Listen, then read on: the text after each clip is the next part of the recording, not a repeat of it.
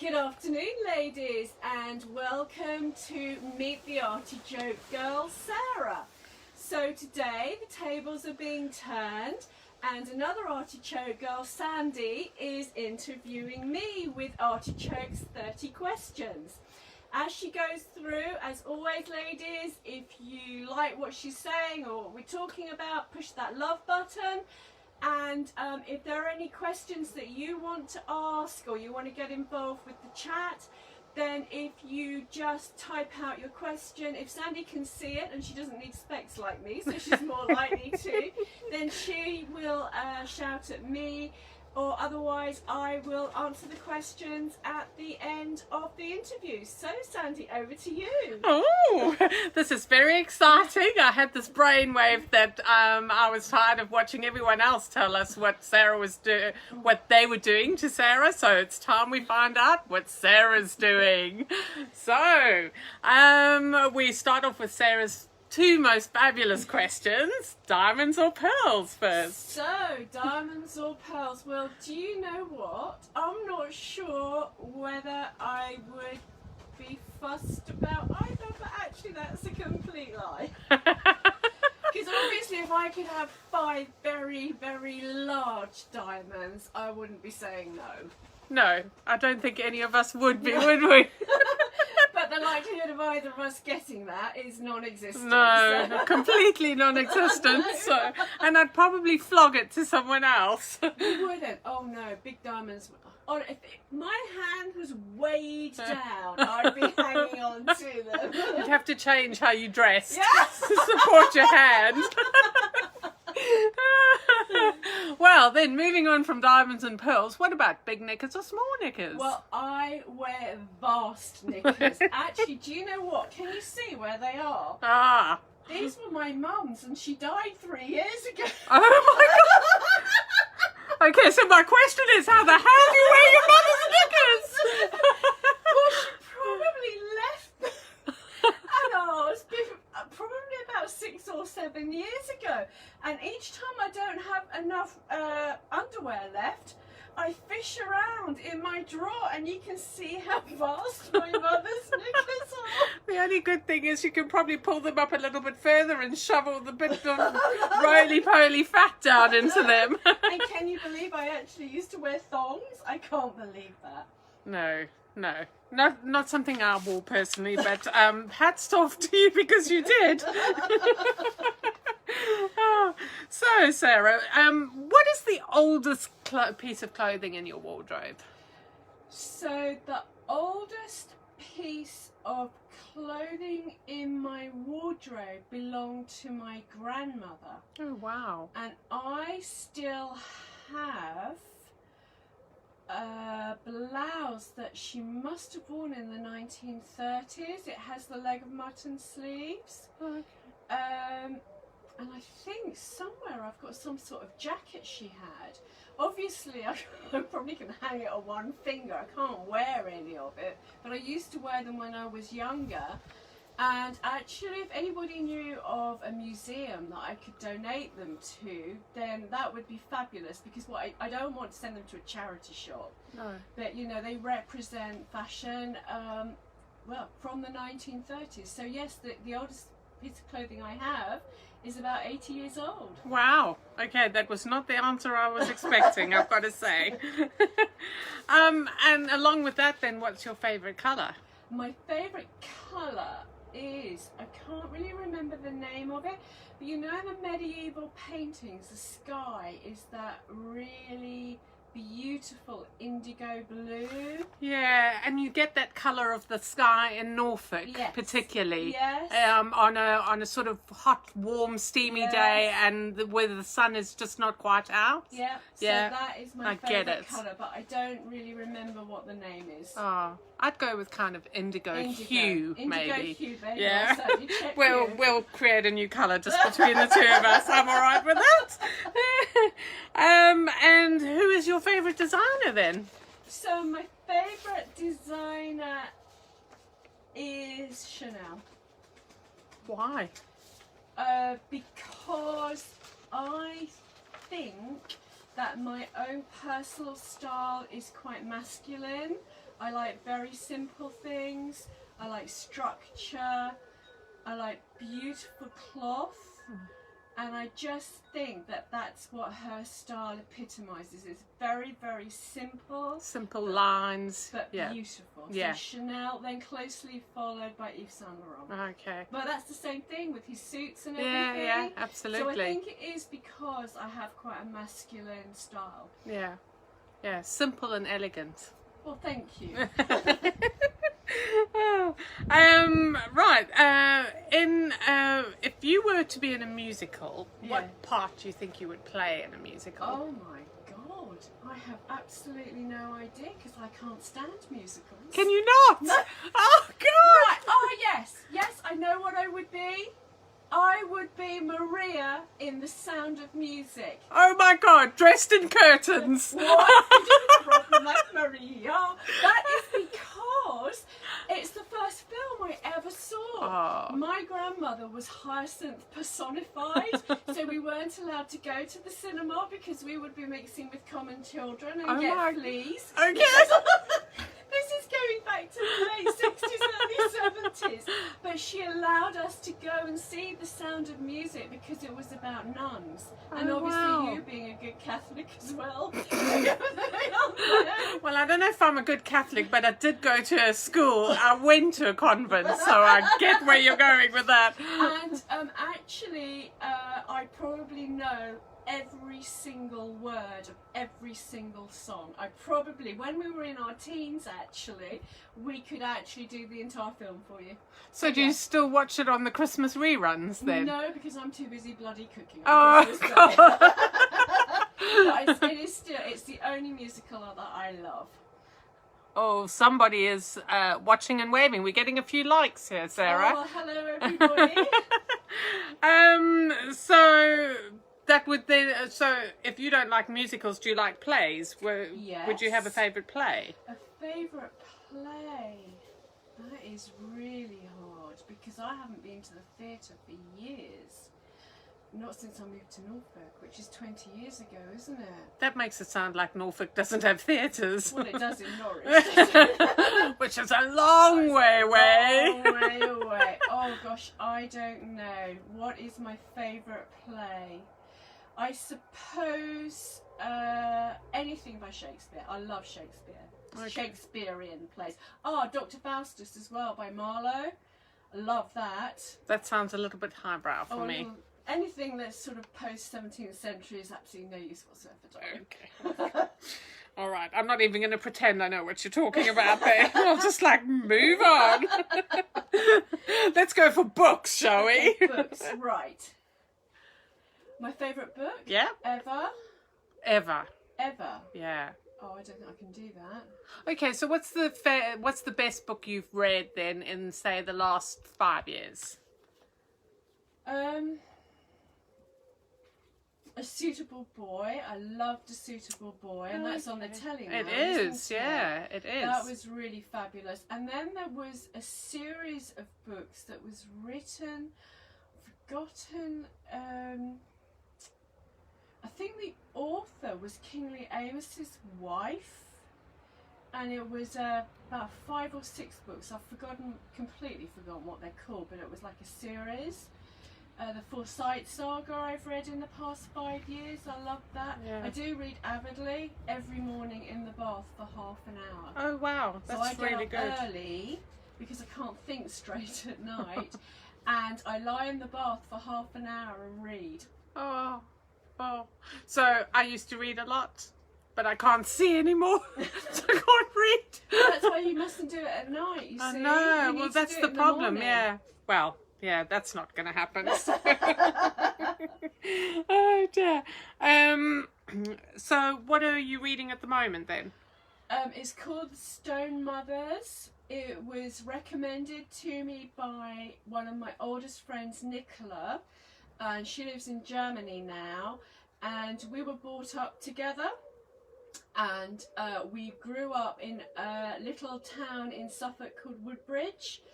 And the next village along to Woodbridge was called Melton, and they had what was built as the lunatic asylum there, and it was closed down in the 90s along with a lot of other mental health hospitals. And this book by Erin Kelly called The Stone Mothers is loosely based on St Audrey's. Oh wow. And it's a really, really clever book. It's much cleverer, if that's a word, than you think it is going to be when you start reading it. I love it. It's fabulous. I'm going to read more stuff by her. Okay. So one to put on the Christmas read wish it, list. But I can't tell you too much about it because then it won't be the surprise that it is. Oh, okay. Yeah, but it's brilliant. I'm really enjoying I'm it. intrigued. There Very you are. intrigued. I'll lend it to you, but I think Linda's in the queue before you. Okay, I'll get in the queue. Linda, you might have to wait, or I might just bump her out the way. Take some dibs. So, what's your favourite season? My favourite season is... I don't know. I love all the seasons. There's something about every season that I love. I love in autumn the fact that we still have sunshine, but it's that crispness in the morning. And hazy. And the hazy in the afternoon. Yeah. And of course, as you've said already, in Norfolk we have the most fabulous skies. I know. So we have those fabulous harvest moons in autumn. Yeah. In winter, I just love the crispness of a frosty morning and sitting in front of the fire on a Sunday afternoon. In spring, I love hope, which is what it all gives us when the lambs are born and you can just see new life. Yeah. And then in summer, I love the heat. It's never too hot for me. So I love every season. Oh, wow. That's because it's very unusual to find somebody that can find the positives in every season. Normally somebody will say, I don't like this or I don't like that, or it's too rainy here or too rainy there. So you're okay with rain, sunshine? Well, we don't get a lot of rain here. I couldn't live We get loads of rain. Well, compared to the rest of England, Sandy, you need to travel, mate. Oh. By the way, she's South African. That's why she does, because we get a lot of rain here. You should go to Manchester. Georgie up in Cheshire, she says, Mum, it rains every day here. We did take a trip over Saddleworth Moors the other day, or a few weeks ago, and the rain, and we couldn't see like 10 metres in front of us. It was like, oh my gosh. You're living in the right place, darling. Yeah, definitely. Norfolk sounds great for me anyway. So, right. So, what's your favourite city? My favourite city in this country or anywhere in the world? That is really hard because obviously more glamorous cities like Barcelona or Paris come to mind. Yeah. But actually I think I love Norwich. Oh wow. So I like Norwich because it's one of those beautiful cities where everything is in walkable distance. Yeah. How many places can you go to where you can walk the city in a day? And it's just, you know, if I ever fell out with Rob, I think I would move to Norwich because I think there's so much to do there because we're so lucky that we've got the university. Yeah. So there's a strong cultural life there, isn't there? But it's small enough, actually, I think, to be quite intimate. Yeah, and lots of tiny little independent retailers, little cobbled streets. Yes. It is Great a very places to eat. Absolutely. It's near the Broads, it's near the coast. Yeah. It's on the main line to London. Yeah. So I know it's not really the most exciting answer, but I think my favourite city is Norwich. Okay. And I guess our favourite cities tend to be the ones that we've seen anyway. Yeah. So, which is probably where the whole Paris and Barcelona comes to mind. So, and Budapest, I love Budapest as well, but I think, you know, they're not my favourites. Yeah. Yeah. Okay. Oh, and which country would you most then like to visit to see something different? Italy. I've never been to Italy. Oh, have you not? No. Okay. No, people are really astonished by that. For somebody who's in fashion, I've never been to Italy. Oh, wow. I was going to go in my 20s. Okay. I used to go interrailing every summer. And my old boss, Robert, who was the one who gave me a big chance in life, he was the MD of one company and he resigned and set up another. And the plan was that I would give him my notice at the old company and then I'd go and work for him 3 months later. Yeah. And then that summer I would spend in Italy, starting at the top and interrailing down to the bottom. Well, anyway, to cut a long story short, I had to go and work for him early. And I've never been to Italy. I've been to lots of places in the world with the job that I had with him that I wouldn't have seen otherwise. Yeah. But I've never been to Italy. No. Oh, see, I think that all of the European countries, you can start in one place in that country, and as you move through it, it can be so diverse. Yeah. And I think that's what makes Europe so absolutely wonderful. Yeah. Oh, Italy's got to be on your list then to go to. Definitely. Yeah. It is definitely. I mean, I don't like the word bucket list, but Italy and India are the two places that if I don't see before I die, I'm going to be very cross. Yeah. No, I get that. So I'd like to go back to. I loved Zurich. I lived in Switzerland for a year, and I loved Zurich. It's a beautiful city. Yeah, but I think it was because I'm slightly OCD. Everything seemed to work. You could use the public facilities quite comfortably.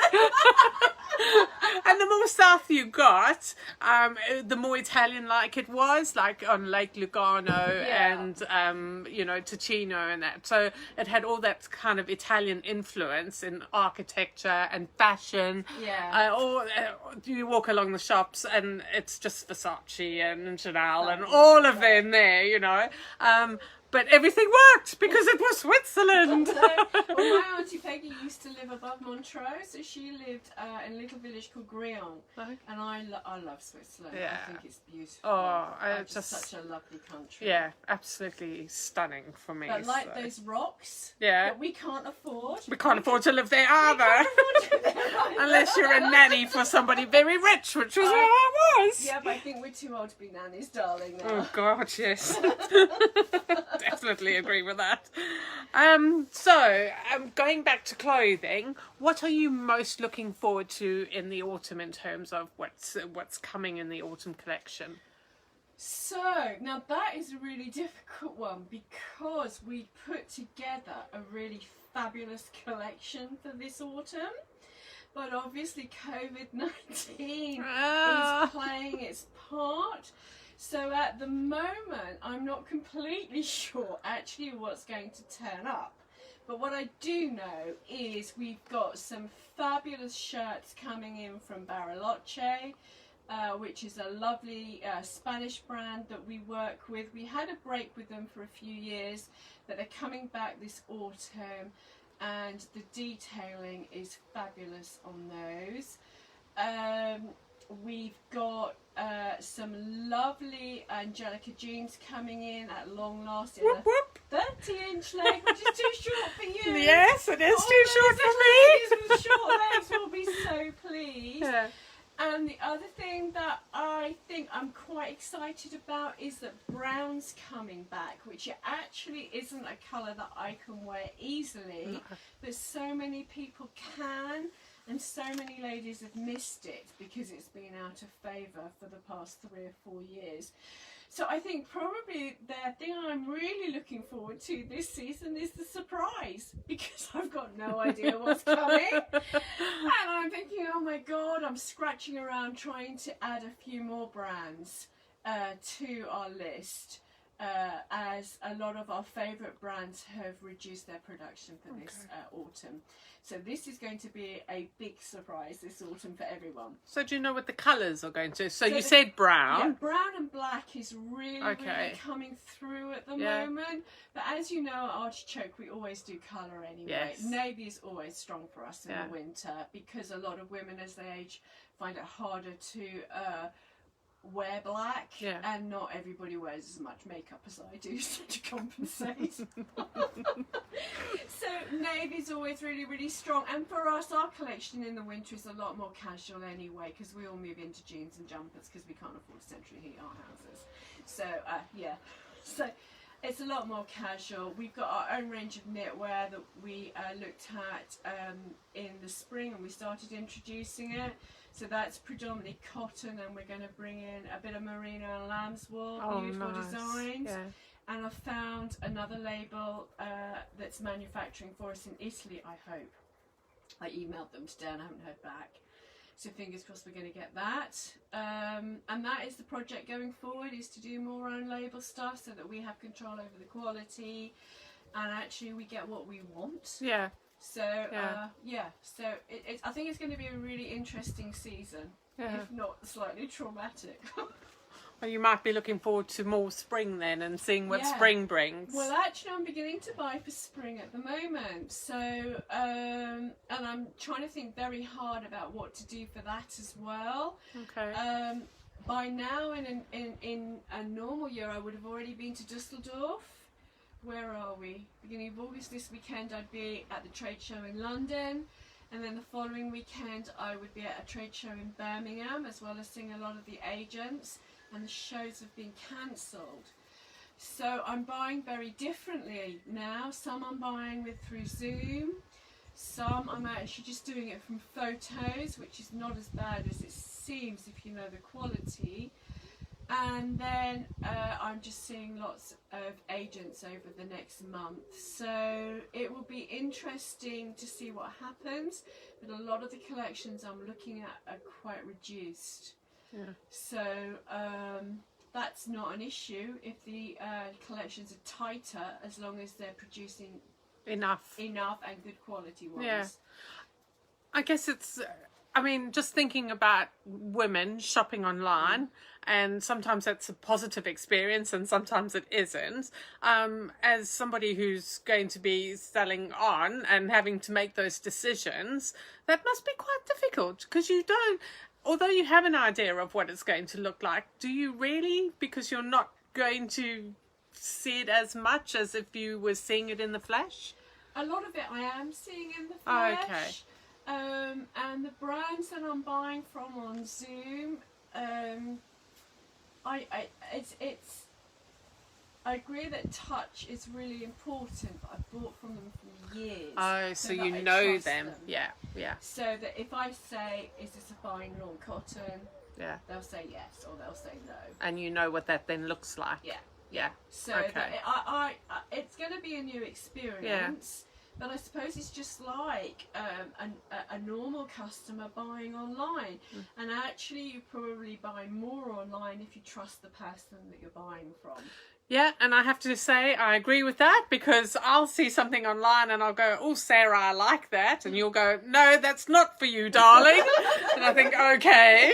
And I don't even question it anymore. I just go, oh, well, Sarah must know. But likewise, the flip side of that. And yeah, I mean, I think I've got more artichoke stuff in my wardrobe now than you probably might have. Maybe. So your wardrobe is a lot bigger than mine. Yes, I know. I'm a bit of a clothes horse, I have to admit. Right, so we are getting Sue Day saying hi, Sarah. Hi, Sue. And Maria is watching as well. So I am sort of trying to keep an eye on, but I'm obviously no professional doing this. So You're right. doing brilliant. This is your first time. Yes, it is. So. Right, so we were talking about the morning and having a little read before your day starts. So how do you get dressed in the morning? How do I get dressed in the morning? So when I get out of bed, I have a bath, and then I put a clean pair of knickers on. And big ones. Big ones, vast ones. And then I put on the t-shirt I was wearing in bed. And then I go downstairs and I eat my breakfast, because I can't get properly dressed until I've eaten, brushed my teeth and put my makeup on, or else I would have had to get changed 3 times. Oh dear. Because I'm really messy and really nothing. And then of course I'll be eating breakfast and I think, oh God, I haven't done this. Oh no. So I'll go and clean something. So I get dressed just before I leave the house. And that's why I can wear white jeans as well, because if the dogs haven't gone to work with Rob, I do a goose step out of the house. so they can't jump up. And then I arrive at work in a pristine condition. Okay. And I put my shoes on when I get there, because I can't walk in the shoes that I stand in all day. No. So I don't know how you stand there. up. And walking shoes. I was going to say, I don't know how you stand in the shoes you stand in all day, no, but they're there really you go. comfortable, Oh, because they okay. keep your back straight. And actually, I was saying this to a lovely lady who's terribly grand at one of the posh bazaars we do, and she said, "My dear, I have sitting shoes." Ooh. And her sitting shoes are the ones she loves so much, but they're so uncomfortable she can't even walk in them. So she just wears them to hobble from her car to somewhere where she's going to sit down and wear her lovely shoes. So there you are. I don't have sitting shoes. I wish I'd had this conversation with you before today, because I've just got rid of a really beautiful pair of navy 3-inch heel Hobbs shoes. Why did you do that without giving them to me? Because they're a size 8, and who wears a size 8? Oh, sorry. and I looked at them and I thought, I can't stand in these anymore. Oh no, you should have given them to me. Oh God, no. Which charity shop did they go to? I'll go and raid it. Break in Right, Swaffham. well, I'll be in there Yeah, tomorrow. I would. Why did I forget that you're an 8? I don't know, because you Bigfoot. gave Georgie those trainers last week. I know, but they were a 7. I can squeeze my feet into them. Oh dear. What's the best fashion secret you've ever learnt?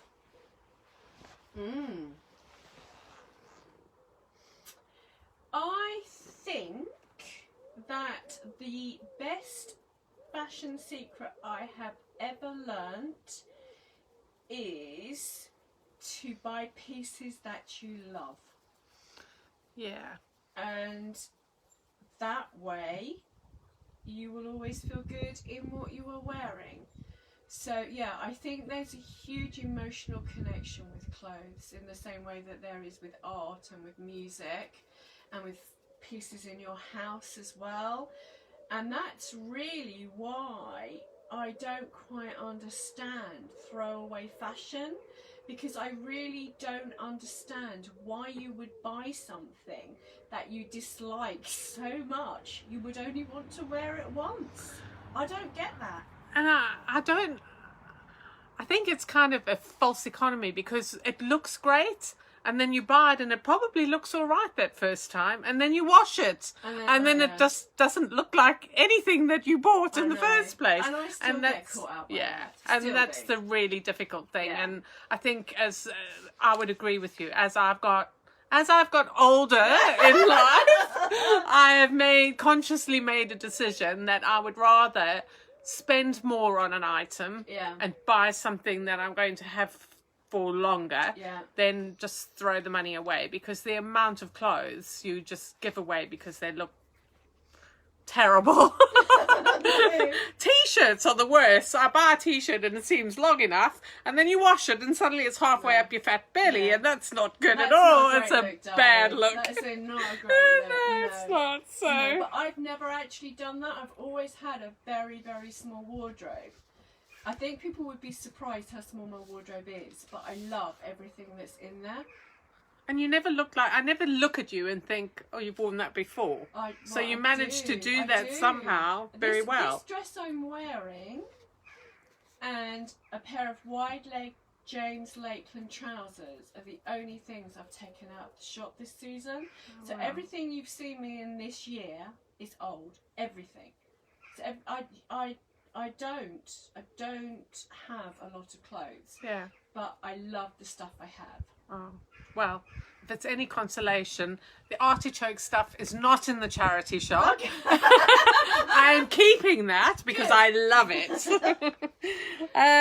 Right, so moving on. Okay. If you could make a documentary, what would it be about?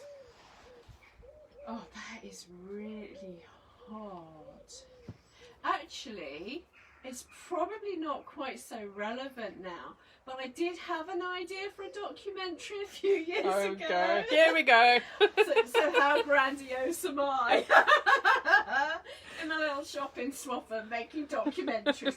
So what I thought would would be a really good idea and really interesting, but probably nobody else is obviously every year we have the Norfolk show in Norfolk, and it is still the social highlight of the year, but it's not what it was, say, 10 or 15 years ago. And 10 or 15 years ago, we used to go every year and have a stand there. And throughout time, we've met different stall holders and made some really good friends. Yeah. And all the stand holders there come from very different worlds and very different backgrounds, and I thought it would be really interesting to make a series of documentaries about the stall holders at the Norfolk show, where they come from, how and they about got their there, businesses, yeah, how they got there. Yeah. So I've got a really dear friend called Joe who lives in where Towie is, Brentwood, or perhaps the next one along, but she's from that part of the world, and she is the ultimate Essex girl, but she's beautiful, and they're such ladies as well, they're not like Towie, and we just always laugh, because actually I'm an Essex girl as well, but I'm not like her at all.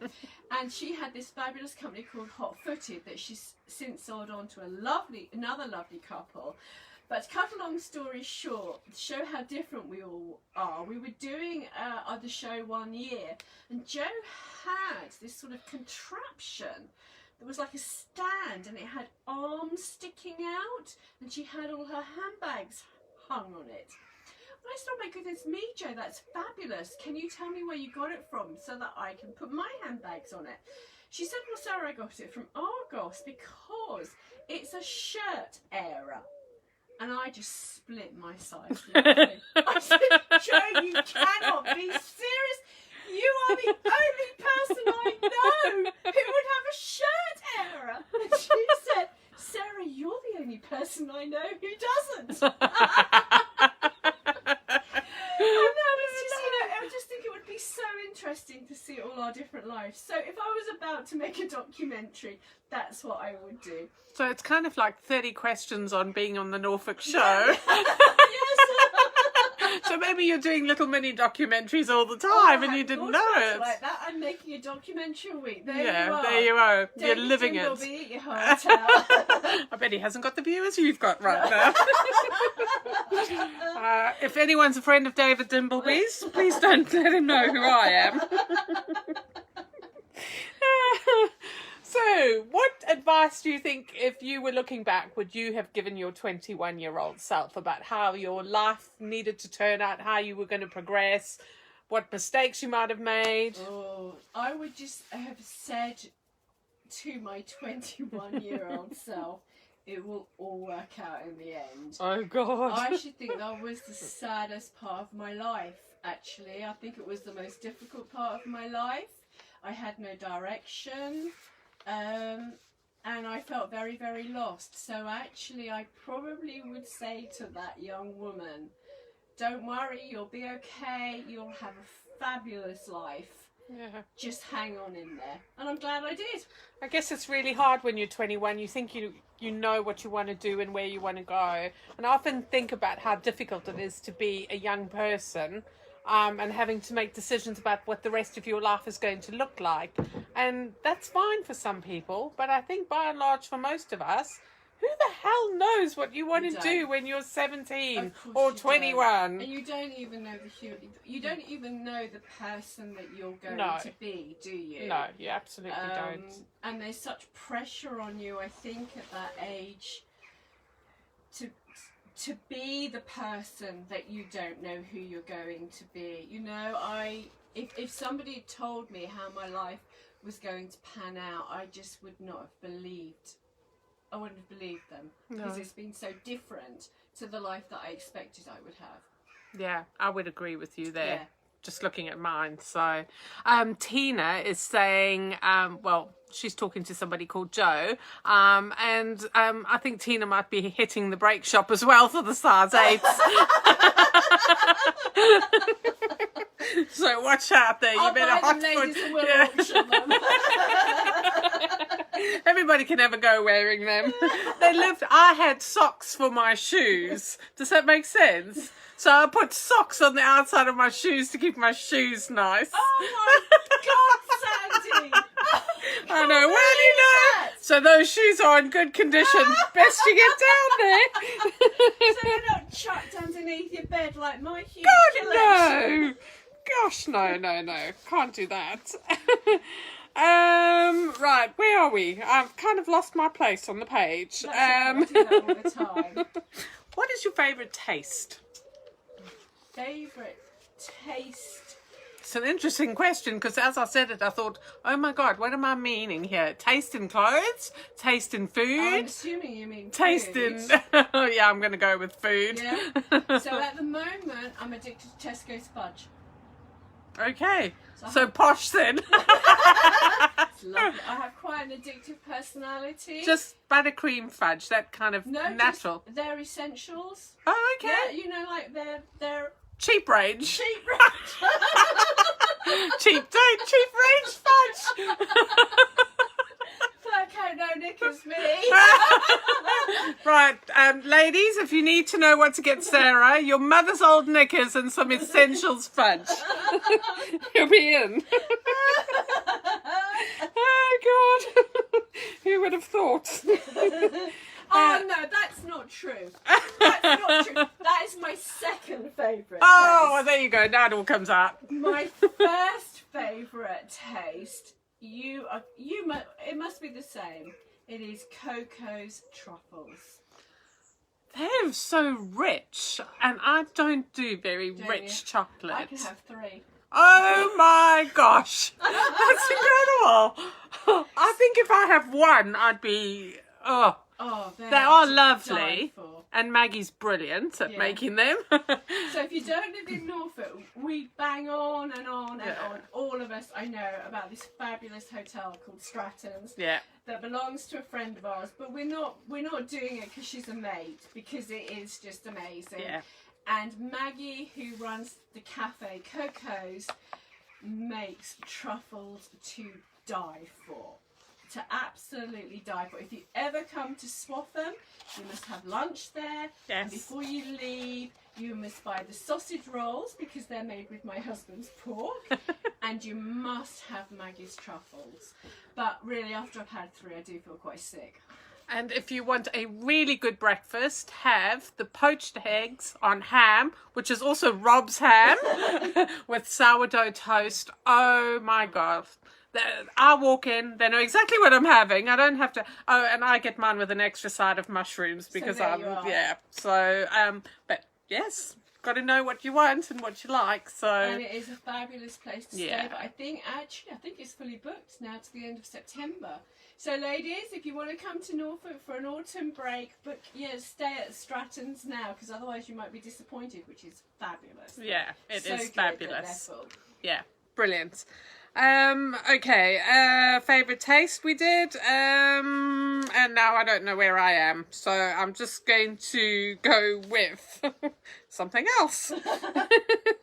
I think you've got a very complicated system there, Sandy. Well, this had something to do with trying to find a flow to the questions I wanted to ask you, and they were jumbled up, and I didn't have time. I was very busy today to start to rewrite them all out. So yeah. Anyway, what's your guilty pleasure? The Real Housewives of Cheshire. Oh, I love it. I love that program. And I don't watch TV. So, since The Real Housewives finished, I don't think I've sat down in front of a television. So, it finished, I think, in April or May. I might sometimes watch something on my phone at night.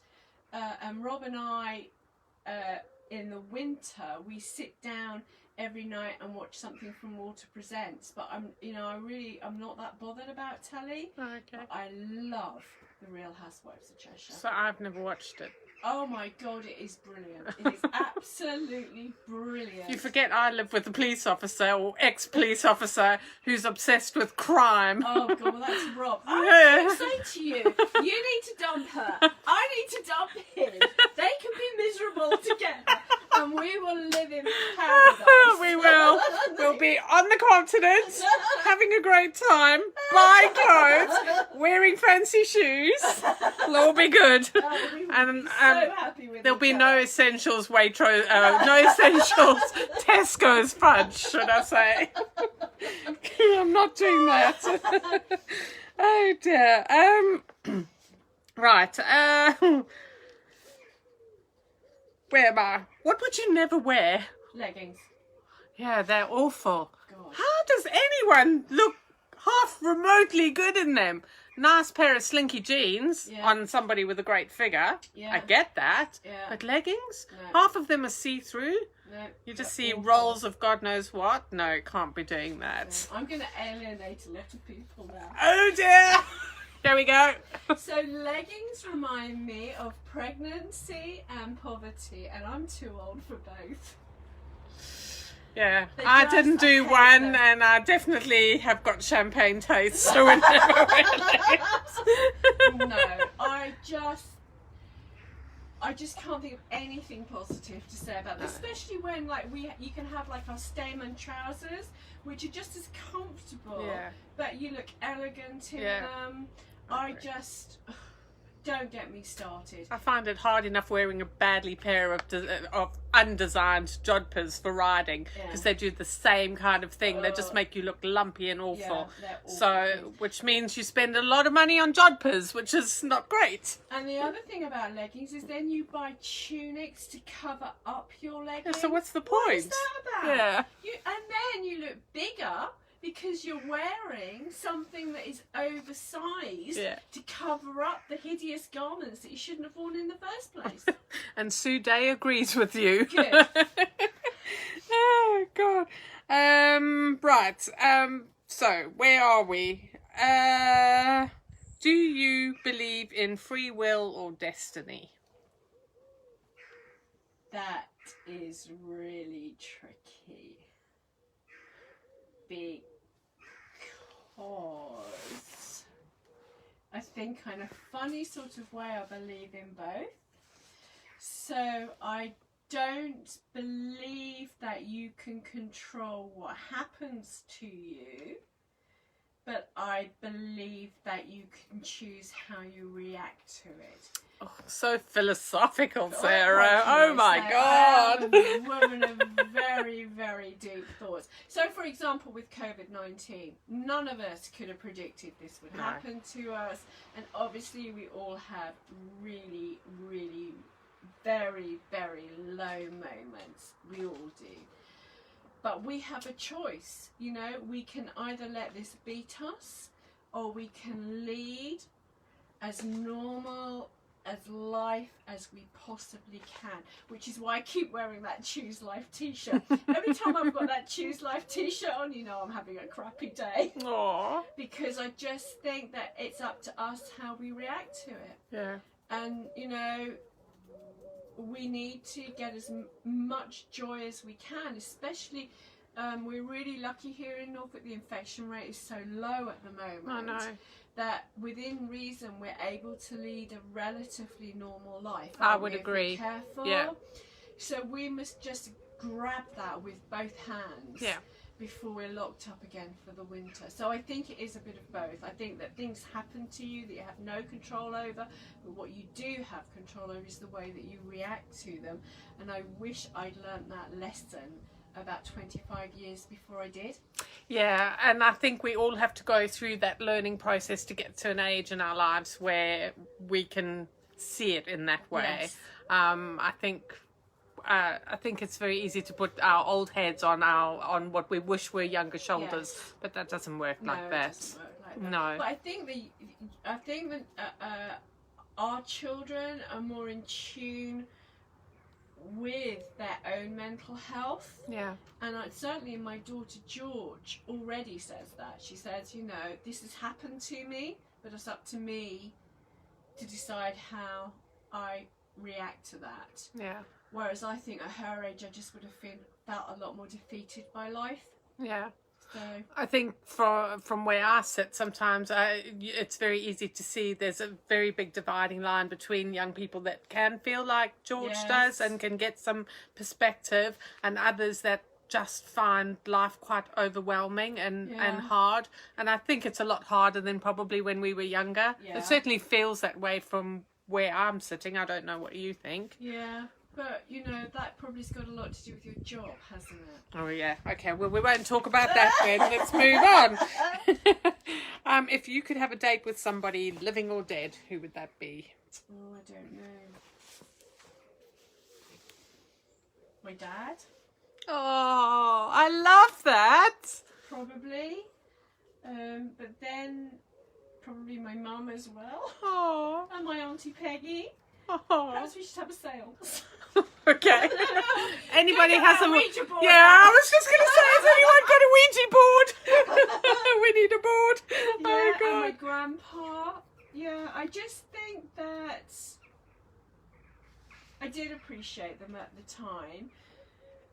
But there are so many things you never quite get around to saying to people, aren't there? And my darling Hazel, you know, yeah. There are lots of people who are not with us anymore that I think they probably would. I'd have a big dinner party, which would be really weird, wouldn't it?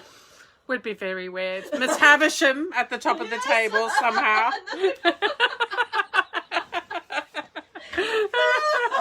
With empty chairs full of ghostly people.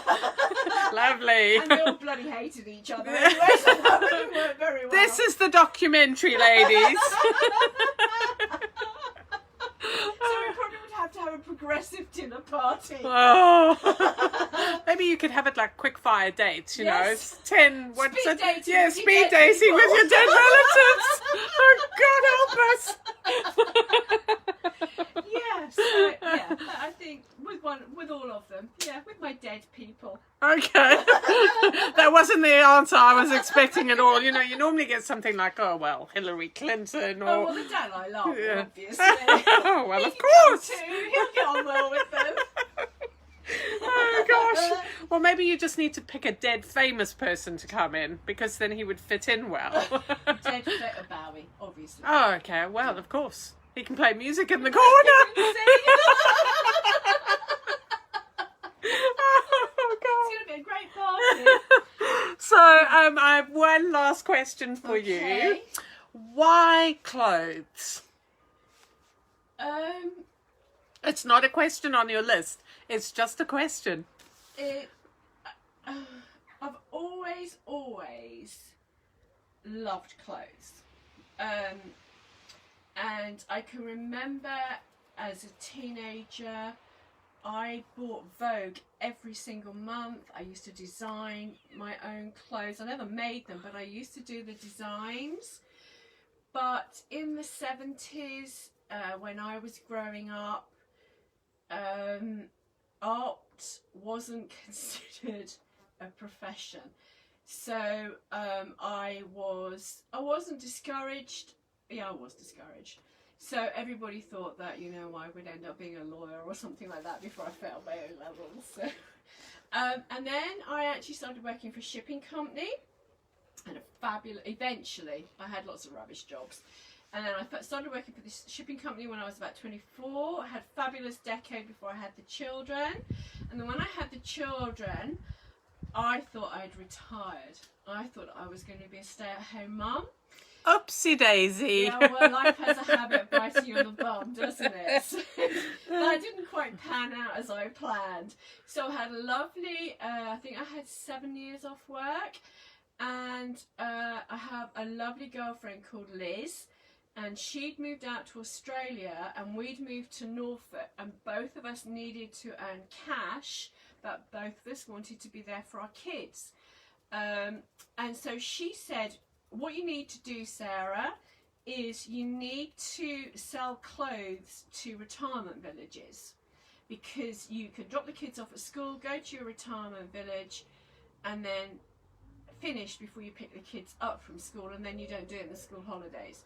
Well, I did it with Linda, the other lovely Artichoke girl that does a lot of the videoing, And that didn't quite work out because we don't have retirement villages here. So then we moved on to clearing clothes from brands like Frank Usher, Peter Martin, Mandy Marsh. None of these exist anymore. We used to clear a lot of Alice Collins, Slimmer, and we used to do fashion shows for WIs. And then in the last crash in 2008, so many brands disappeared, which is what's going to happen in the next couple of years again. So we had to rethink ourselves, and by then I was a middle-aged woman, and I thought, do you know what, I don't need to be dressing like some old girl. I'd rather spend, well, it's $2,000 now, not 500 quid on a dog than a jacket. I can't believe it. We went to get a Jack Russell, they're $2,000. I know. I can't believe I think that. some of the COVID-19's had to do with that, because I don't think that's, So we're waiting, because we reckon that in 6 months' time somebody's going to pay us $2,000 to take it away.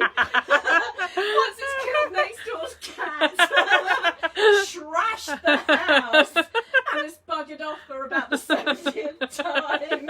So anyway, I don't know where I've gone with this. So so basically, you know, we like dressing well and we like staying on trend, but you know, either we don't have the income or we don't want to spend 500 quid on a jacket, because it's not going to happen. No.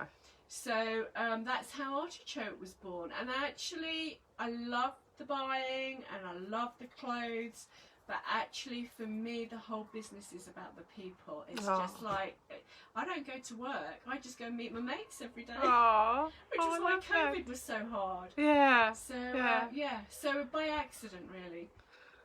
And at least we don't have to go and shop at M&S in that funny little corner bit where they do the elasticated stuff. Which I cannot get over, that they have never managed to change. Oh, how does it still look like it did 50 years ago? With the printed shirts and the crimpling with the funny little, oh God, everything. You know, when Mummy was, when she had dementia, and you know, it was a complicated year, and basically she lived in a home, and they looked after her so well. I mean, it meant I could sleep at night because I knew that she was just being looked after so well. And it got to the point where, because she needed to be toileted, they asked me to go and get her some skirts. And I went to Marks and Spencer's to get the to find some skirts with elastication in them. And I just cried. I know. I could not believe it, because my mother at 83, she might have been too lally, but she wouldn't have wanted to wear that. No, I wouldn't wish that on anybody. And also, it's nylon. I It's know. horrible. What is that? It's horrible. And it all seems to be that funny flecked material that just screams poor people again. And I just spent half an hour wandering around that store in Norwich, bawling my eyes out. And skirt that was a denim skirt, but it had an elasticated back. I mean, why do they do that to women? Who is designing that stuff? Well, it must be a very blind man, surely. Can't think who else would do that. He's clearly never sat in a plastic skirt. Right, and so Susan Harrison is fine with your dead people supper, by the way. Oh, cool. She thinks that's excellent. And Johnny Levy. Oh yeah, Johnny. He says he feels like he's watching celebrity being interviewed. I'll throw him a big kiss because I'm seeing him on Monday, I think. Yeah, we're looking at the new K-Design collection with Johnny on Monday, ladies, for next summer, so that should be fab. Oh, well, there you go. Celebrity Sarah. Who needs the Real Housewives of Cheshire? We've got the Real Housewives of Norfolk. Right, darling, so Thank we you. forgot to tell you how to turn that off. Do you know how to turn it off? Are we winding up now? Yeah, I think we're winding up. I probably just hit the screen and then push go away. Do you want me to hit round? I'm going to turn the off button and I haven't got my glasses on. Hang on. Oh, and Johnny says don't be late. Oh, I won't be late, Johnny. Hang on. Right, I think we're going to finish now, ladies. Thank you for coming to see us. See you soon.